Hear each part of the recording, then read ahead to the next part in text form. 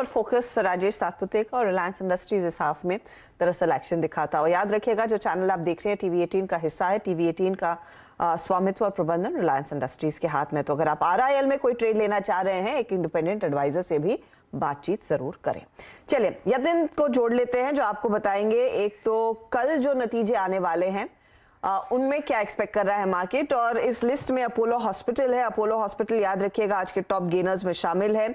इसके अलावा बाटा, औरोफार्मा, Bharat forge, page, Trent, ये वायदे वाले ट्रेड्स हैं। लिस्ट इससे भी और लंबी है इनफैक्ट, लेकिन इनमें अपोलो और औरो पर दरअसल यतिन का फोकस है। तो अपोलो हॉस्पिटल के साथ यतिन शुरुआत करते हैं क्योंकि स्टॉक आज टॉप गेनर्स में शामिल, 2% ऊपर।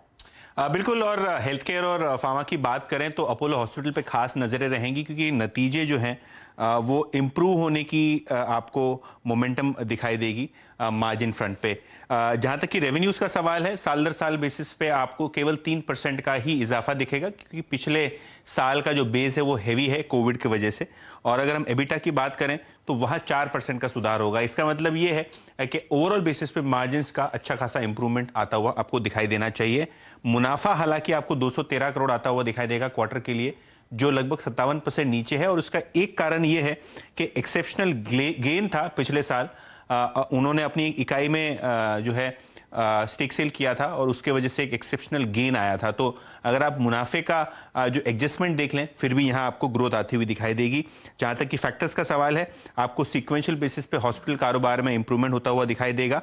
ऑब्वियसली इंटरनेशनल बिजनेस और नॉन कोविड जो कारोबार है वो नॉर्मलाइज होता हुआ दिखाई दे रहा है। इसके लिए सिक्वेंशियली आपको थोड़ा बहुत इंप्रूवमेंट मार्जिन की तरफ आता हुआ दिखाई देगा। और फार्मास्यूटिकल यानी जो इनका फार्मा बिजनेस है अपोलो फार्मेसी का, वहाँ भी काफ़ी अच्छी ग्रोथ आपको हाई सिंगल डिजिट्स में आती हुई दिखाई दे सकती है। तो ये 2-3 चीज़ें हैं जो मैनेजमेंट ने दिखाया है, बताया है।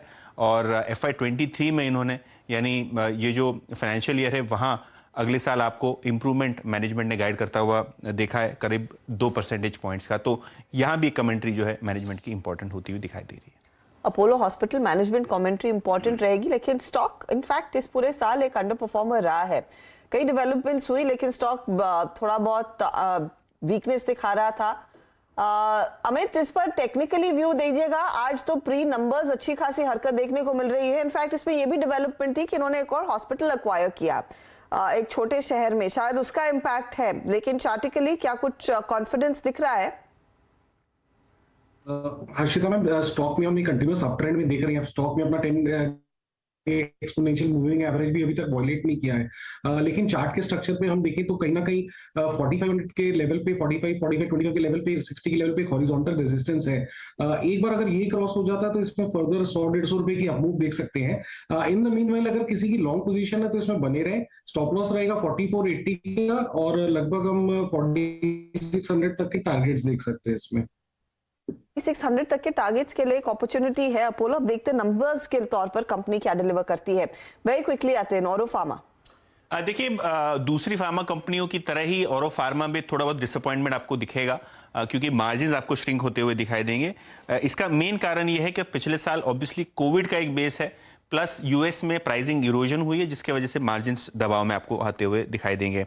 और बिंदु रेवेन्यू 6% ऊपर।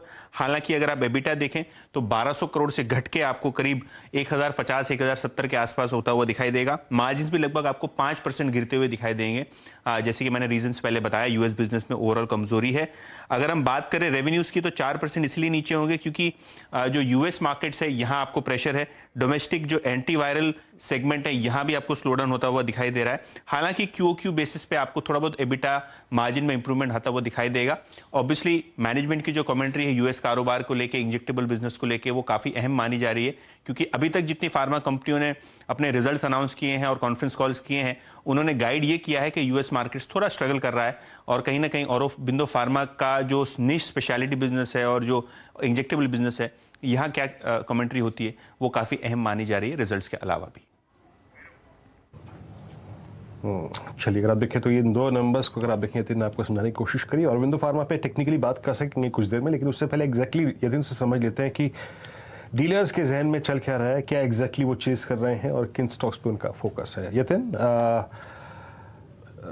2 स्टॉक्स डीलर्स के या फिर कोई शॉर्ट आइडिया भी है आज के लिए? नहीं, शॉर्ट आइडिया नहीं है वीरू, लेकिन दो स्टॉक्स जहां काफ़ी अच्छी बाइंग आपको दिख रही है। सबसे पहले आइशर मोटर्स, रिजल्ट्स के पहले पहले काफ़ी अच्छा ट्रैक्शन।